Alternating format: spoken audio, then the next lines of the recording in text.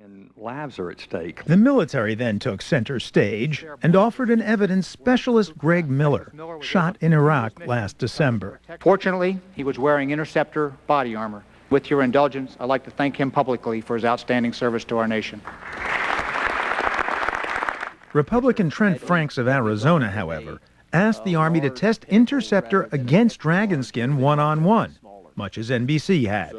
But let's test this out and get to the bottom of it and do what's right for the soldiers of this country. Meanwhile, the debate on blogs, military message boards, and elsewhere railed on about the adequacy of U.S. body armor and the military's testing of it. Engineer Nevin Rupert, for example, was the reigning Army expert on Dragonskin for one of the military's main test labs. Yet he'd been barred from the Army test at which Dragonskin was penetrated catastrophically. Why barred?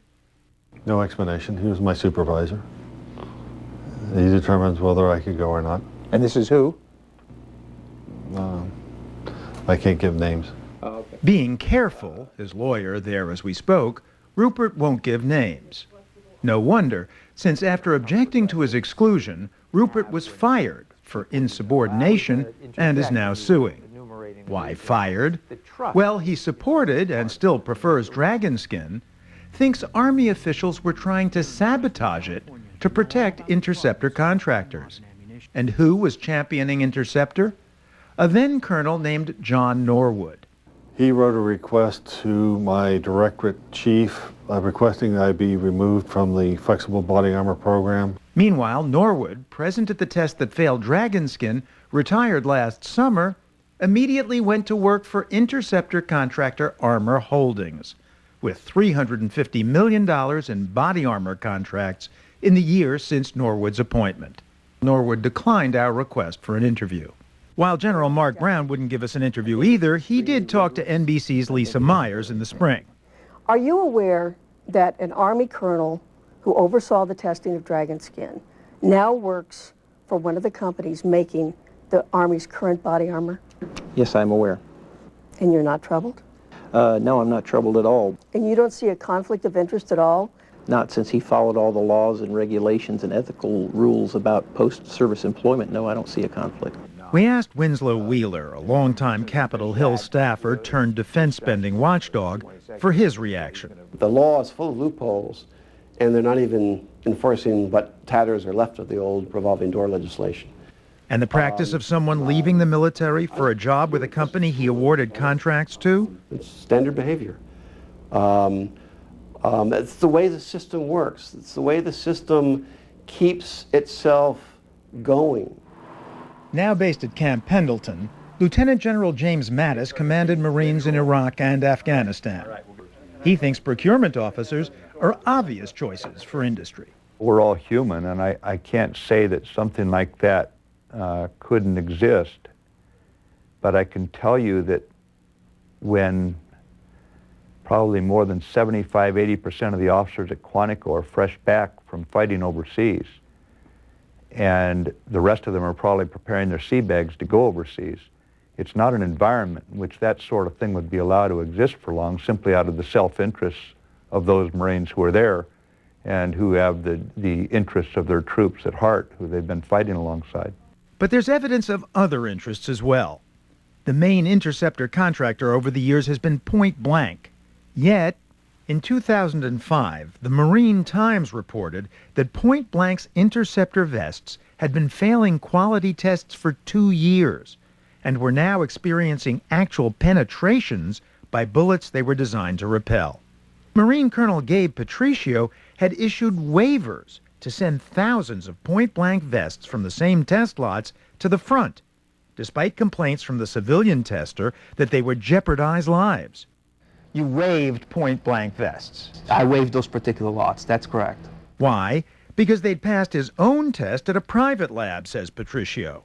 And vests were badly needed at the front. In my conscience, I could not be sitting on 2,000, 3,000, 4,000 vests that were sitting in a dispute that I was absolutely convinced after seeing independent testing that they should leave, go to the field, and provide Marines the protection that I believed they deserved. But fueling doubt about the procurement process is the long list of this same company's trials and tribulations. Point Blank had already been sued by several police departments, accusing them of making defective vests. The Point Blank vests Patricio waved were recalled from Iraq, 5,000 of them.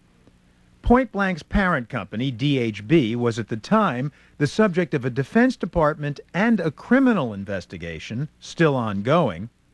DHB's former president, who signed the waivers with Colonel Patricio, is under criminal indictment for accounting fraud. Meanwhile, 3 people who worked for Colonel Patricio in the Marines went to work for Point Blank's parent, DHB. Patricio himself retired 2 years ago and set up a company to consult with the military on the testing of, among other things, body armor. Yet he insists the revolving door isn't necessarily what it seems. What don't people who are suspicious of it not understand about the revolving door?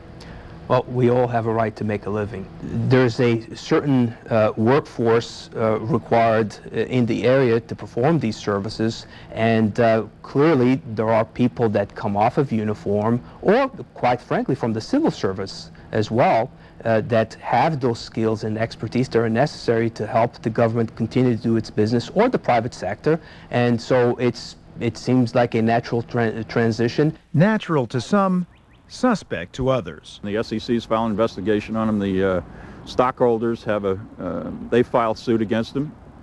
The Marines had some quality control issue with some of the vests, but somehow Point Blank kept getting the orders. I mean, it's bewildering to me how this is how this can be justified. In fact, Point Blank continues to make interceptor body armor vests for our troops, getting a contract just this June for another $50 million.